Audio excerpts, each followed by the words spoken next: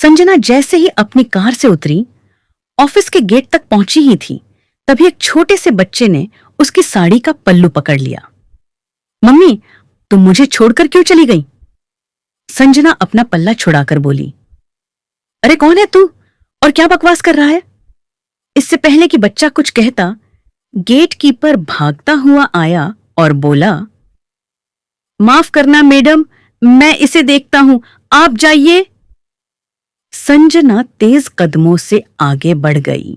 गेटे पार कर आगे जाते समय उसने एक बात पलट कर देखा। गेटकीपर उस बच्चे को भगा रहा था, लेकिन वो बार बार अंदर जाने की जिद कर रहा था। संजना लिफ्ट की ओर बढ़ गई।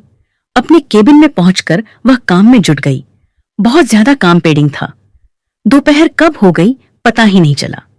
लंच के समय वह अपना खाना खाने बैठी, तभी उसे उस बच्चे की बात याद आ गई। संजना ने जल्दी से अपना टिफिन खत्म किया और वह उस गेटकीपर के पास पहुंच गई। संजना ने इधर उधर देखा, लेकिन बच्चा, गार्ड भैया, वो बच्चा कौन था? संजना ने पूछा तो गार्ड बोला, मैडम, उसकी आप चिंता न करें, अब वो आपको परेशान नहीं करेगा। मैंने उसके बाप से उसकी शिकायत कर दी थी, वो उसे यहां से ले गया। वो तो ठीक है, लेकिन वो ऐसे क्यों बोल रहा था?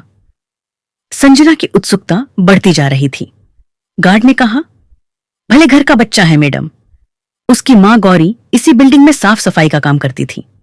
उसका बाप शराबी है, सारा दिन शराब पीकर पड़ा रहता है। एक दिन जब वो घर पहुंची तो पति पत्नी में झगड़ा हो गया। गौरी का सिर दीवार में लगा और वो चल बसी। अब ये बच्चा यहीं घूम घूम कर भीख मांगता है। इस बिल्डिंग में आने वाली बहुत सी लेडीज को अपनी मां समझकर पीछे पड़ जाता है। आप नई हैं, इसलिए आपको अजीब से लगा।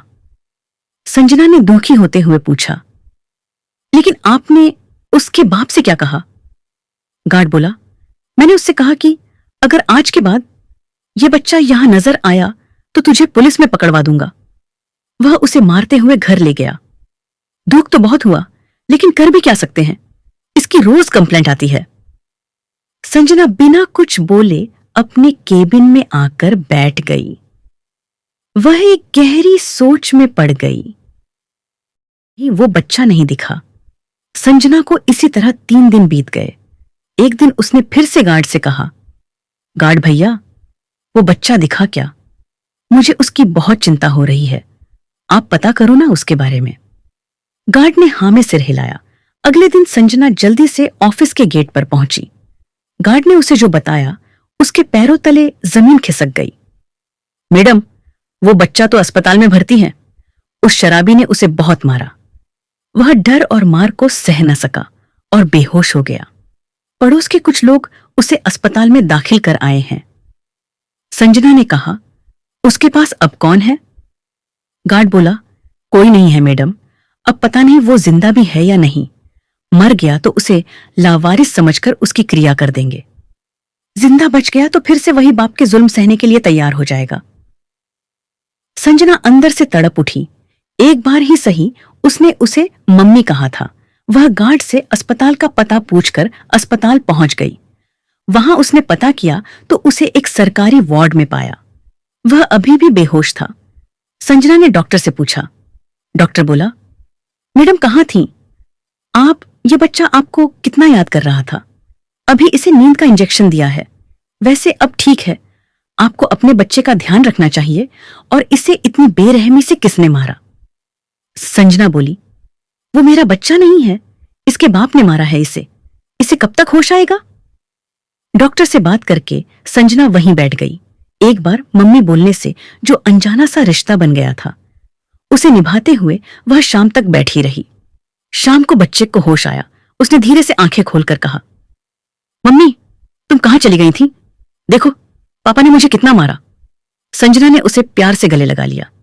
बस बेटा, अब तुझे कोई नहीं मारेगा। तभी पीछे से अविनाश जी की आवाज आई, हाँ, और अब मम्मी भी तुझे नहीं छोड़कर जाएगी। संजना ने अपने पति को सारी बात फोन पर बताई थी। 2 दिन बाद संजना और अविनाश बच्चे को अपने घर ले आए।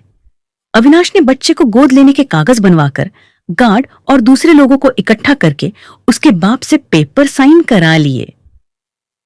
बदले में उसके बाप को 10,000 रुपये देने पड़े। अविनाश और संजना ने बच्चे का नामकरण करवाया।